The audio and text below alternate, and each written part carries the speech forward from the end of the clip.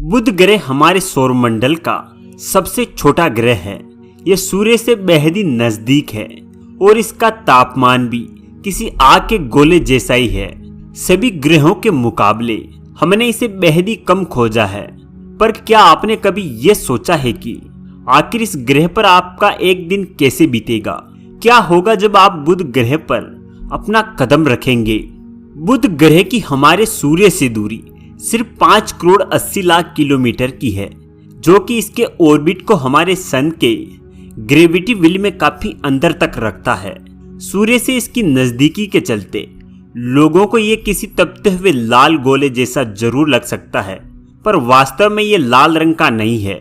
बुध ग्रह जब पृथ्वी के सबसे करीब होता है तो इसकी दूरी हमसे लगभग 7 करोड़ 73 लाख किलोमीटर के आसपास की होती है। ये बाकी के आउटर प्लेनेट के मुकाबले ज्यादा दूर नहीं है, पर अगर आपको इस प्लेनेट पर लैंड करना है तो आपको लॉन्चिंग के बाद कम से कम 6 से 7 साल तक का इंतजार करना पड़ सकता है। सन के ग्रेविटी व्हील में होने के कारण बुध ग्रह की तरफ जाने वाले स्पेसक्राफ्ट लगातार एक्सीलरेट करते रहते हैं और इनकी वेलोसिटी भी बढ़ने लगती है। पर एटमॉस्फेयर न होने की वजह से स्पेसक्राफ्ट को कॉम्प्लेक्स ट्रेजेक्टरी को फॉलो करना पड़ता है, जिसमें काफी लंबा समय लग सकता है। यह एक प्रमुख कारण है कि इस प्लेनेट पर लैंड करना इतना आसान नहीं है जितना आपको बाकी के प्लेनेट्स पर लगे। कुछ हजार किलोमीटर दूर से ही आपको बुध ग्रह हमारे चंद्रमा जैसा नजर आएगा, जिसका रंग काफी हद तक हल्का काला होगा। दूर से ही आपको इसके सरफेस पर कई क्रिएटर्स यानी बड़े बड़े गोलाकार गड्ढे भी देखने को मिलेंगे। इनके आसपास की चमकीली लकीर को क्रिएटर रेस का नाम दिया गया है। ये एस्टेरॉइड और कॉमेट्स के टकराने की वजह से फॉर्म होते हैं, जो टकराने पर इतनी एनर्जी रिलीज करते हैं कि आपको ये गड्ढे बेहद गहरे नजर आएंगे। हमारे चंद्रमा के मुकाबले आपको इसकी सतह अधिक परावर्त और चमकीली दिखाई पड़ेगी। इसके और करीब जाने पर आपको कोई खास एटमॉस्फेयर नहीं मिलेगा। बुध ग्रह का वायुमंडल बेहद पतला और कमजोर है। इस दौरान आप खुद को इसके एक्सोस्फीयर में मौजूद पाएंगे, जो कि वास्तव में इसके एटमॉस्फेयर की थिन लेयर है। इधर आपको hydrogen, helium, oxygen, sodium, calcium, potassium और वाटर वेपर्स का एहसास हो सकता है। आमतौर पर सोलर वाइंड और प्लेनेट के क्रस्ट की वजह से इधर मौजूद रहते हैं, पर इन सभी का प्रेशर बिल्कुल न के बराबर ही होगा और आपको किसी तरह का कोई दबाव महसूस नहीं होगा। यहाँ आप सांस बिल्कुल भी नहीं ले पाएंगे। पृथ्वी के मुकाबले यहाँ आपको सोलर लाइट का प्रेशर ज्यादा महसूस होगा। इधर एक्सोस्फीयर में टेम्परेचर अधिक होने की वजह से जो हम इंसानों को पल भर में जला सकता है। जाहिर सी बात है कि आप यहाँ किसी स्पेशल सूट के बगैर नहीं आना चाहेंगे।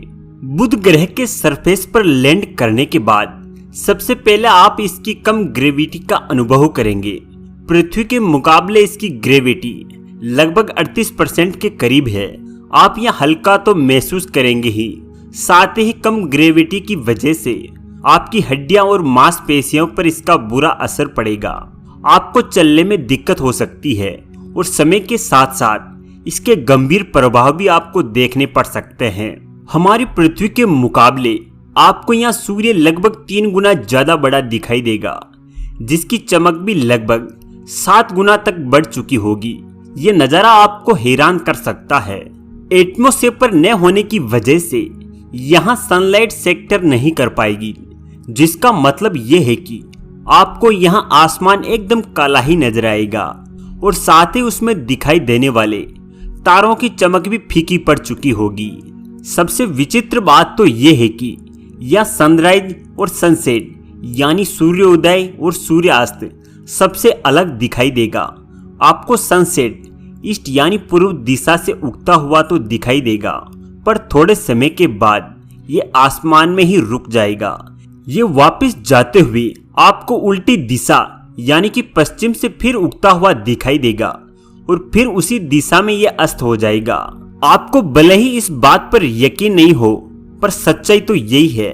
सनलाइट को बुध ग्रह तक पहुंचने में मात्र 3.2 मिनट का ही समय लगता है। सूर्य से सबसे नजदीक होने की वजह से आपको ये शायद सबसे गर्म ग्रह लग सकता है, पर एटमॉस्फेयर की कमी के कारण ये हीट रिटर्न नहीं कर पाता। वेन्यूस यानी शुक्र ग्रह अपने डेनिस एटमॉस्फेयर की वजह से सोलर सिस्टम का सबसे हॉटेस्ट प्लेनेट है।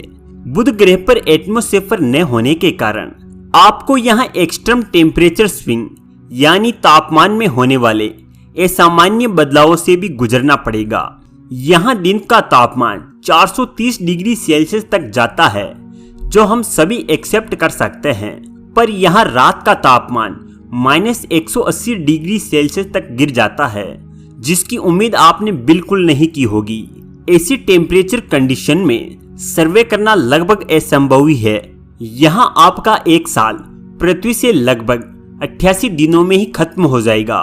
पर हैरानी की बात यह है कि इस एक साल में आपके 2 दिन भी नहीं गुजरे होंगे। बुध ग्रह का रोटेशन पीरियड काफी स्लो है। 1 फुल डे नाइट साइकिल यानी एक दिन और एक रात का समय यह पृथ्वी के 176 दिनों के बराबर है, जो वाकई में बहुत ज्यादा है। यह वेदर यानी मौसम का कोई नामो निशान नहीं है। इसका मतलब यह है कि आपको बेहद लंबे समय तक इसकी लगातार गर्मी और लगातार सर्दी से जूझना पड़ सकता है। न यहाँ आपको कोई बारिश का नजारा मिलेगा और न ही कोई आंधी या तूफान। यहाँ आपको भूकंप के झटके महसूस होने की संभावना बेहद ज्यादा है, जिनका आकार भी काफी बड़ा हो सकता है।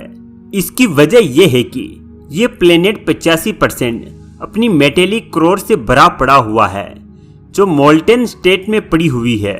इसके अलावा आपको इसकी सतह पर कई बड़े बड़े उभरे हुए टीले और घाटियां यानी इम्पैक्ट बेसिन्स भी देखने को मिलेंगे। सबसे बड़े इम्पैक्ट बेसिन्स का आकार 1550 किलोमीटर तक लंबा है। ऐसे और कई बड़े और विशाल बेसिन्स भी आपको देखने को मिलेंगे। सबसे ज्यादा हैरान करने वाली बात तो ये है कि आपको इस प्लेनेट की कुछ जगहों पर आइस यानी बर्फ भी मिल सकती है।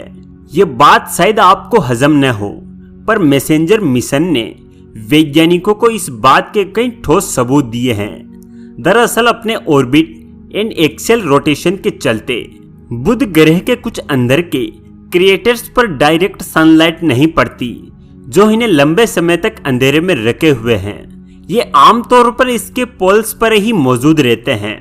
अगर आप बुध ग्रह पर लैंड करना चाहते हैं तो ये आपके लिए सबसे सटीक जगह हो सकती है, पर इधर तापमान हमेशा नेगेटिव में ही रहता है, जो आपको और चुनौतियां दे। सर्वे करने के लिए आप किसी आसपास के क्रिएटर पर अपना बेस बना सकते हैं और यहाँ मौजूद बर्फ का इस्तेमाल कर सकते हैं।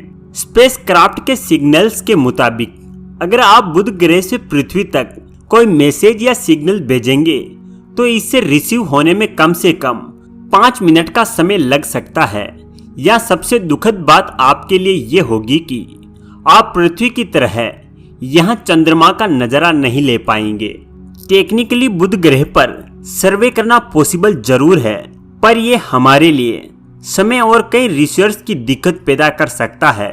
खैर, वैज्ञानिकों ने अभी भी इसके कुछ ही रहस्यों का पता लगाया है और बाकी के रहस्यों को लेकर पिछले साल ही एक और बुध ग्रह मिशन बेपी कोलंबो को वैज्ञानिकों ने अंजाम दिया है, जो साल 2025 में बुध ग्रह पर पहुंचते ही इसमें इसके और रहस्यों के बारे में बताएगा। दोस्तों, बुध ग्रह की यात्रा कैसी लगी नीचे कमेंट करके जरूर बताइए। धन्यवाद।